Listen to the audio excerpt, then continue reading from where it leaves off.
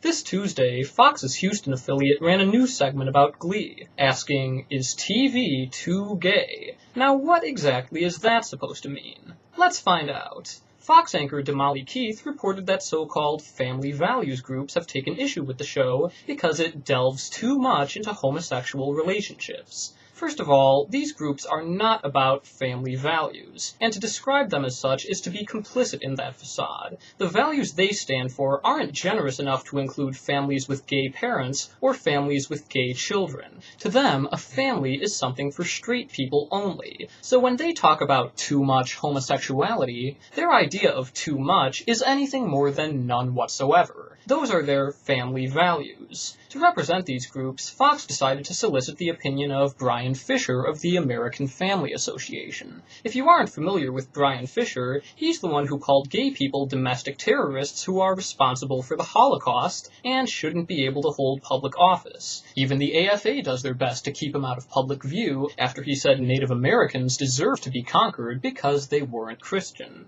The fact that Fox would see no problem with inviting such a person to share his views is really quite staggering.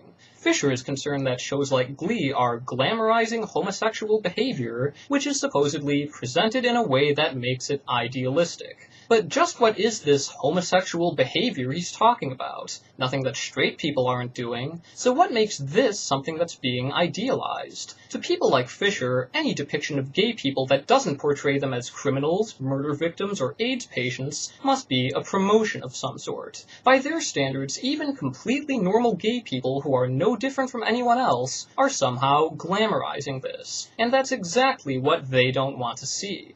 Remarkably, Damali Keith goes along with this, hinting that it's some kind of product placement. You throw a soda in a movie and within a few seconds, everybody in the theater is thirsty for that particular brand. As if gay people's lives are of no more import than a Pepsi ad. Would she be reducing straight people to nothing but a marketing ploy? Or are we the only ones whose mere presence on TV is inherently suspect?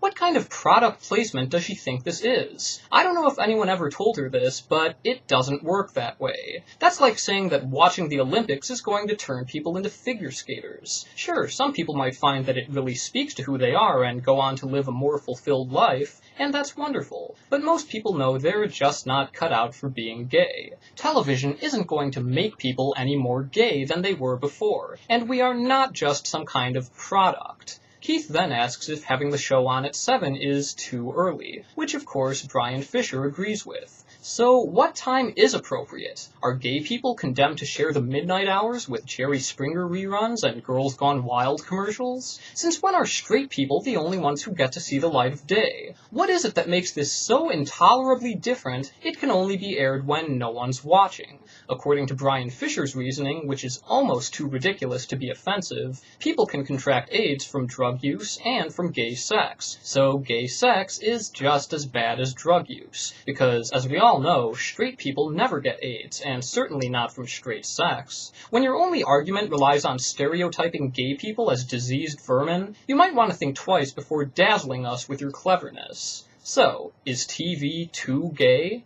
Well, just what is too gay? Has the overwhelming majority of straight people on TV suddenly become insufficient? For Brian Fisher and his Family Values Brigade, even a handful of gay characters is too gay. Why? Because it means that straight people no longer have a monopoly on normalcy. And what was this manufactured controversy about? An episode that featured two same-sex couples in high school. Two. Clearly no high school could have not one, but two gay couples. For the kids who are watching this show, it's simply unrealistic to pretend that gay people don't exist. They know gay people. They have gay friends who are just like them. They understand that gay people aren't just some fictional construction. They're actual human beings. The reason these groups want television to be for straights only is because they want the world to be for straights only. And it's becoming increasingly difficult for them to ignore the fact that gay people do exist. We are not a species apart from straight people. We are not some hidden shame within society. We have the same struggles and triumphs as everyone else, and nothing can erase us. Damali Keith needs to realize that gay people aren't going away, we aren't going to be segregated from heterosexuals, and we won't be reduced to a product. It's easy to understand when you stop attributing some nefarious intent to our mere existence and start seeing us as people.